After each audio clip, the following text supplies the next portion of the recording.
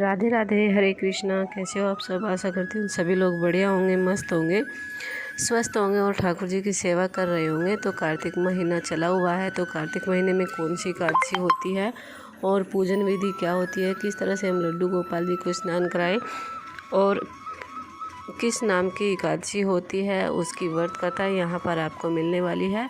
अगर आप लोगों ने पिंकी गोस्वामी के चैनल को सब्सक्राइब नहीं किया है तो सब्सक्राइब कर ले, वीडियो को लाइक करें, फ्रेंड्स और फैमिली के साथ मिलकर शेयर करें।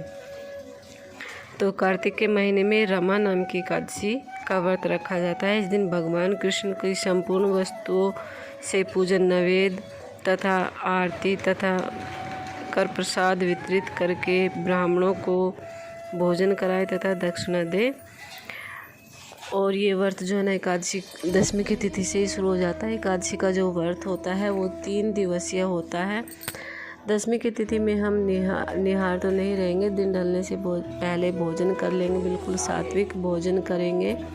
और उसके उपरांत हम एकादशी की तिथि में ब्रह्म मुहूर्त में उठेंगे, सुबह स्नान आदि करके नित्य व्रत होकर के सभी कामों से निमट करके मंदिर में सफाई करेंगे। फिर लड्डू गोपाल जी को स्नान कराएंगे, उनको पीले वस्त्र पहनाएंगे। तो मैंने ये जो वीडियो है ना, एक दिन पहले बनाई है एकादशी से। तो एकादशी की तिथि में हम विष्णु भगवान जी का पूजन करेंगे, रोली मोली चंदन आदि से और फूल पुष्प आदि से हम भगवान जी का पूजन करेंगे। और हाथ में गंगा जल लेकर या जल लेकर संकल्प लेंगे कि आज हम पूरे दिन निहार रहेंगे या फलहार रहेंगे। जैसा भी आपके शरीर का सामर्थ्य है उसी हिसाब से आप व्रत रखिएगा। बहुत ही अच्छा और बहुत ही उत्तम, सब व्रतों में उत्तम और पावन यानी कि सर्वप्रिय, यानी कि सबसे बड़ा जो व्रत होता है वो एकादशी का ही होता है। तो आइए मैं आप लोगों को रमा एकादशी की व्रत कथा सुना देती हूँ, जिसे कि हम रंभा एकादशी भी कहते हैं। तो देर न करके शुरू कर लेते हैं रमा एकादशी की व्रत कथा। जनार्दन, मुझ पर आपका स्नेह आते हैं, कृपया करके बताइए कि कार्तिक कृष्ण पक्ष में कौन सी एकादशी होती है।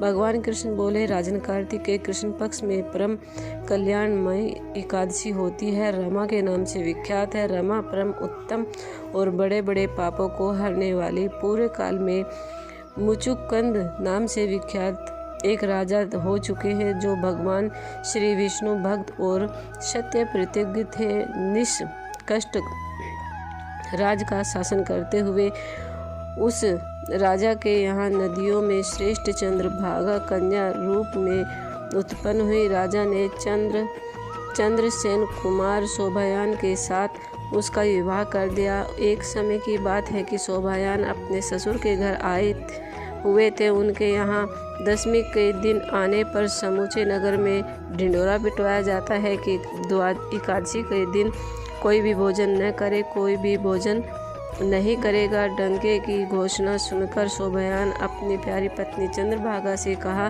कि प्रिय, अब मुझे इस समय क्या करना चाहिए, इसकी शिक्षा दो। चंद्रभागा बोली, प्रभु, मेरे पिता के घर पर जो एकादशी को कोई भी भोजन नहीं कर सकता है, हाथी, घोड़े, हाथियों के बच्चे तथा अन्य पशु भी अन्न, घास तथा जल तक का आहार नहीं पाते हैं, फिर मनुष्य एकादशी के दिन कैसे भोजन कर सकते हैं।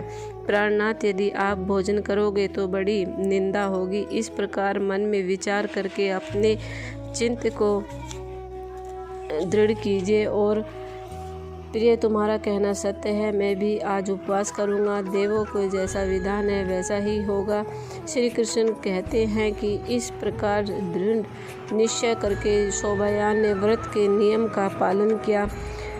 धुंधसा से उसके शरीर में पीड़ा होने लगी, अतः वह बहुत दुखी हुए। भूख की चिंता में पड़े हुए सूर्यास्त हो गया। रात्रि आई तो हरि पूजन परायण तथा जागरण में आसक्त वैष्णव मनुष्य हर्ष बढ़ाने वाली थी, परंतु वह रात्रि को शोभायान के लिए अत्यंत दुखदायिनी हुई। सूर्य उदय होते ही उन्होंने प्राणांत हो गया। अतः मुकुचंद रजोचित कष्टों से शोभायान का यह दाह संस्कार कराया। चंद्रभागा पति का पारलौकिक कर्म करके पिता के ही घर पर रहने लगी। नृपश्रेष्ठ रमा नाम की एकादशी के व्रत के प्रभाव से शोभायान मंदिराचल के शिखर पर बसे हुए उस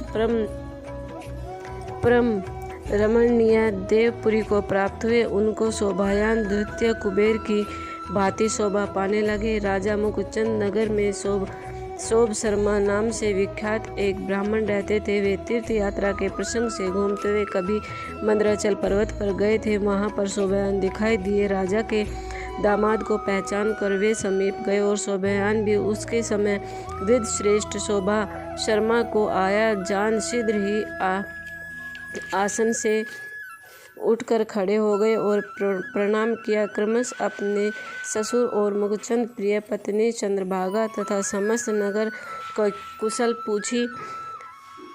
शोभा शर्मा ने कहा कि राजन, यह सब कुशल है। यह तो अद्भुत आश्चर्य की बात है कि ऐसा सुंदर और विचित्र नगर तो कहीं किसी ने भी नहीं देखा है। बताओ तो यह तुम्हें किस नगर की प्राप्ति हुई है? शोभायान बोले कि द्विजेंद्र, कार्तिक के कृष्ण पक्ष में जो रमा नाम की एकादशी होती है उसका व्रत करने से मुझे इस नगर की प्राप्ति हुई है।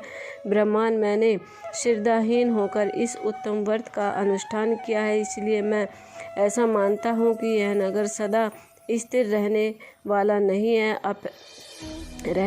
नहीं है। आप मुकुचंद नगरी कन्या चंद्रभागा से यह सारा वृत्तांत कहिएगा। शोभायान की बात सुनकर सोम शर्मा ब्राह्मण मुकुचंद के यहाँ गए और चंद्रभागा के सामने उन्होंने सारा वृत्तांत सुनाया। शोभा शर्मा बोले, सुबह मैंने तुम्हारे पति को प्रत्यक्ष देखा है तथा इंद्रपुरी के समान उसके दुर्धर्ष नगर का भी अवलोकन किया है। वे स्थिर बतलाते थे, उसको स्थिर बनाओ।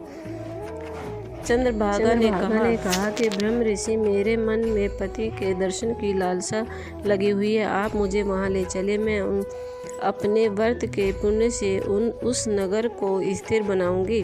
भगवान कृष्ण कहते हैं कि राजन, चंद्रभागा की बात सुनकर सोम शर्मा ने उसे साथ लिया और मंदिराचल पर्वत के निकट वामदेव मुनि के आश्रम पर गए। वहाँ ऋषि के मंत्र की शक्ति और एकादशी के व्रत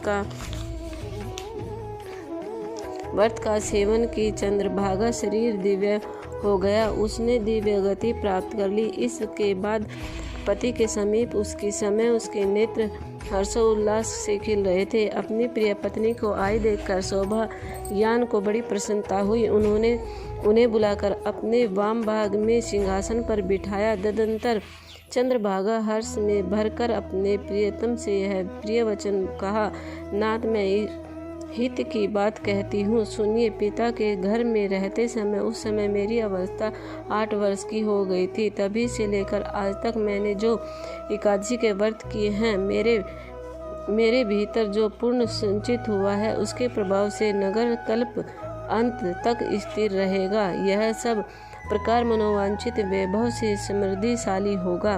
नृपश्रेष्ठ, इस प्रकार रमा व्रत के प्रभाव से चंद्रभागा दिव्य भोग, दिव्य रूप और दिव्य आभरणों से विषीभूत होकर अपने पति के साथ मंदराचल के पर्वत के शिखर पर विहार कर हमारे समक्ष रमा नाम की एकादशी का वर्णन किया है। यह चिंतामणि तथा कामधेनु के समान सब मनोरथ को पूर्ण करने वाली है। मैंने दोनों पक्षों की एकादशी के व्रत का पापनाश महात्म्य बताया है। जैसे कृष्ण पक्ष की एकादशी है, वैसे ही शुक्ल पक्ष की एकादशी भी है। इसमें भेद नहीं करना चाहिए। जैसे सफ़ेद रंग की गाय हो या काले रंग की गाय, दोनों का दूध एक समान होता है। इसी